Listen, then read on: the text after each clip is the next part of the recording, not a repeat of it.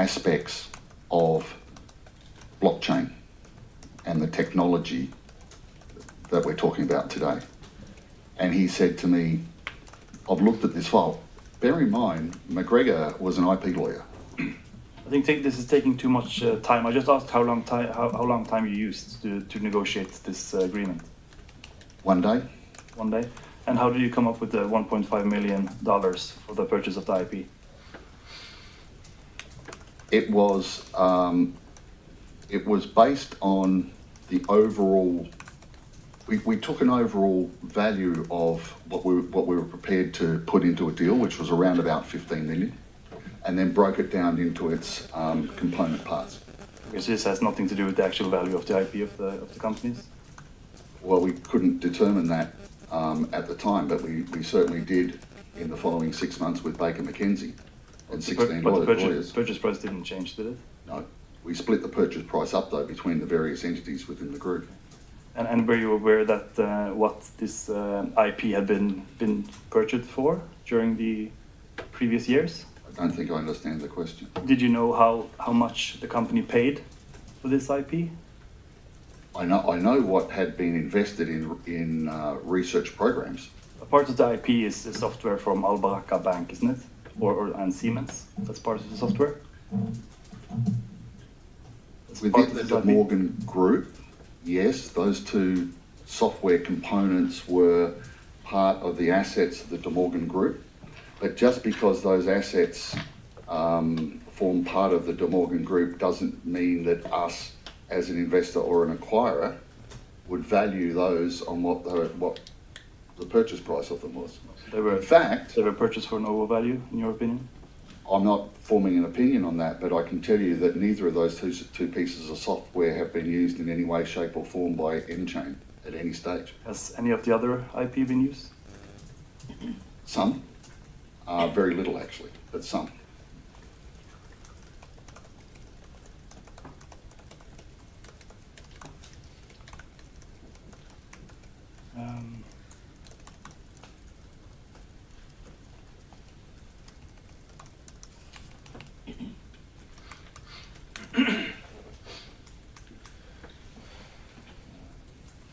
Regarding the proof sessions, you said you couldn't remember the dates. I guess you still can't remember the dates. No, but if you told me the dates, I'd be able to tell you if they were roughly correct. I could look them up. No, I'm just trying to point out that it's hard to remember dates. And after the Sartre blog post, was this the Sartre blog post? Was that something you discussed with Craig Wright before it was published? No, I didn't discuss it with Craig Wright before it was published. Did you discuss it afterwards? I discussed the consequences of it afterwards. That blog post, I discussed the blog post before it was posted, and I discussed that blog post late at night, 11:30 midnight, before it was posted, and I had those discussions with McGregor because he had that blog post in his possession and he was editing it. McGregor was editing the blog post? Yes, and he was getting concerned because he was sending emails or messages in some form to Dr. Wright and he wasn't getting any replies. Okay. And do you know in what way Mr. McGregor edited the blog post? No, I don't. But you know that he did edit it? Well, he was speaking to me and telling me he was editing it. You say, I'm editing this blog post? That's what he said.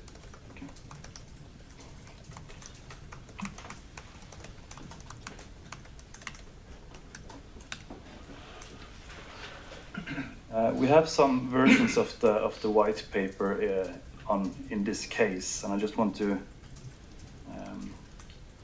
show one of them to you. You said that the version you saw had the term Bitcoin in it. Is that correct? Yes. So the only version we have is the version on page 203.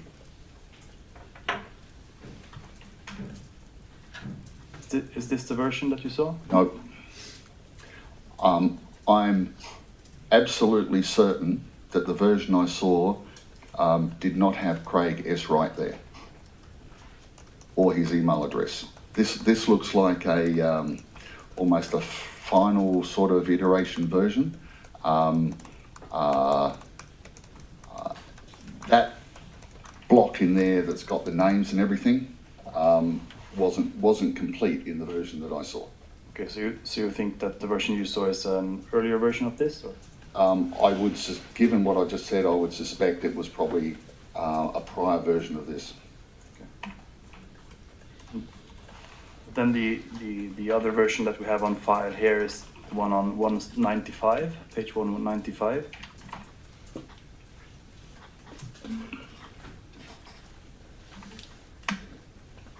And I guess this has the term bit time coin in it. I haven't seen that before. Okay. So it's none of the drafts that are in this case.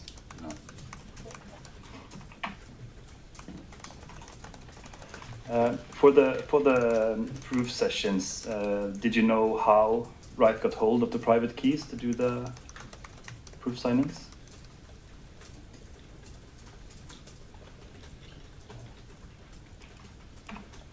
I'm trying to work out how to answer that. I don't know how he got hold of the keys. My assumption was that he had the keys, but I know how he got consent to use the keys. And how was that? We had legal discussion around this, and we ended up getting written consent from the trustee to allow the coins to be used, the keys to be used for the specific purpose that we were asking, and for no other purpose. And Who was the trustee? I can't recall off the top of my head, but we received those letters just hours before the first signing session with John Matonis. There's an email in our case on page, I think it's 458. Is this the consent you're talking about? No, But do you know why you received this email? no. The consent that I received, or that we received, was on letterhead from the trust. And which trust was that? Shillip Trust, if I remember correctly. And did it have some sort of logo on it, or? I think it did. I can't recall precisely, but I think it did. It was a letter with the logo, and someone signed it. I can't recall exactly. I mean, if you put it in front of me, I'll probably say yes, that was it. But it was definitely signed, and it was very carefully worded for a very, very specific purpose. Okay, but it wasn't this. So No, it wasn't that. Did it have the same wording as this? No. Okay.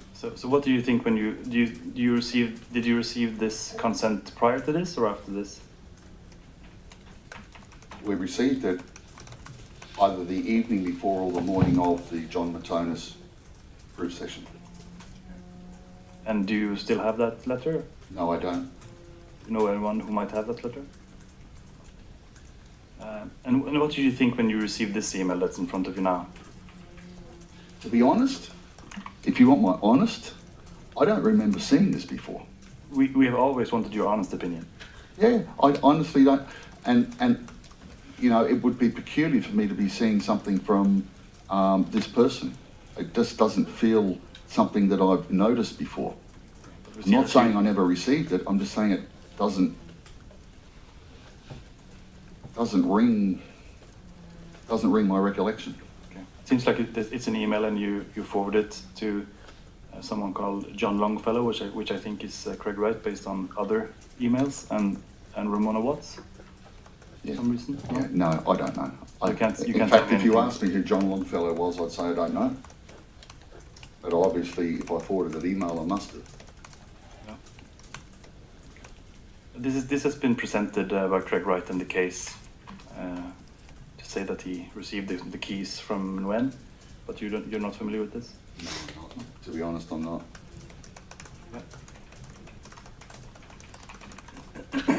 And after the Sartre post, did you discuss with Craig whether or not he could or should sign a new message? I don't understand. use the private keys to sign a new message and go public with it? There were a number of meetings and after that post? After the post, yeah. I don't know. Don't know.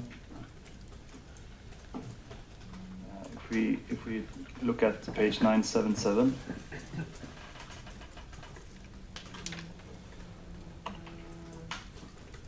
It's an email from you. Is this something you remember? Gavin, I'll just make me drink.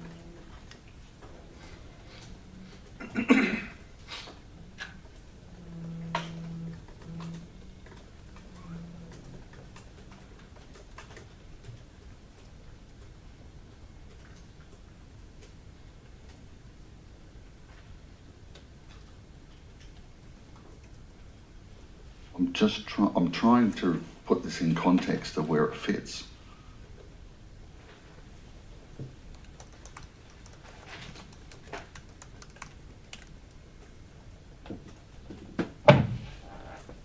No, honestly, I don't remember. You don't remember this, and you don't remember the other email either? No. At the time, I mean, I was dealing with hundreds of things a day and trying to negotiate consensus between Craig and McGregor. So this particular one, what we were trying to achieve at the time, what the objective was, I can't recall. And did you get any explanation from Craig on the Sartre post afterwards? What the content was? About what? The Sartre post? Yeah. Do you know what I mean when I talk about the Sartre post? Yes, I'm familiar with that. Yeah. And do you know that Craig received quite a lot of criticism for the Sartre post after it was published? Yes. And did you discuss the contents of the Sartre post with Craig after it was published and after it received this criticism? Probably. You remember what the discussions was? No.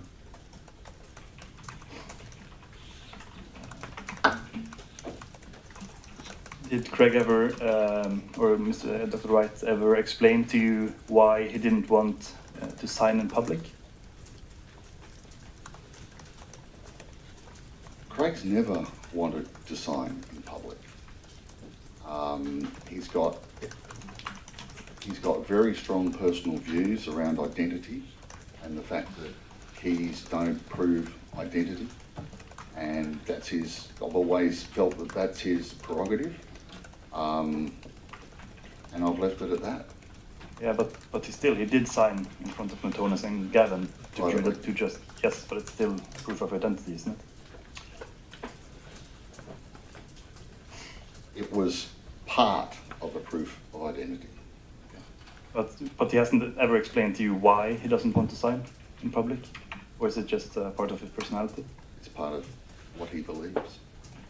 And did you discuss with him, or are you aware that Wright destroyed the hard drive with the key slices and or the private keys to the first blocks of Bitcoin?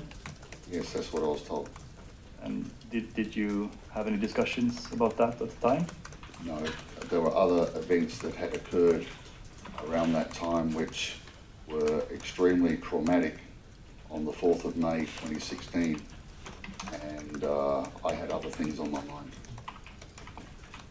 Do you think it's a bit reckless to destroy that kind of value when you just given him a lot of money in this agreement that you just entered into with him?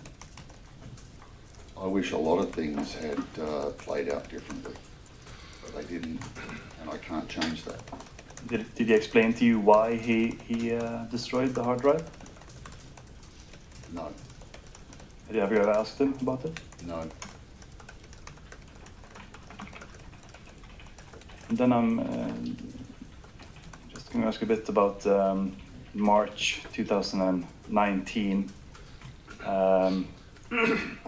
Were you involved in this decision to make claims of libel towards people calling Wright a fraud? Were you involved in those discussions? Sorry, I don't understand. In March 2019. What happened on that day? Well, it's a month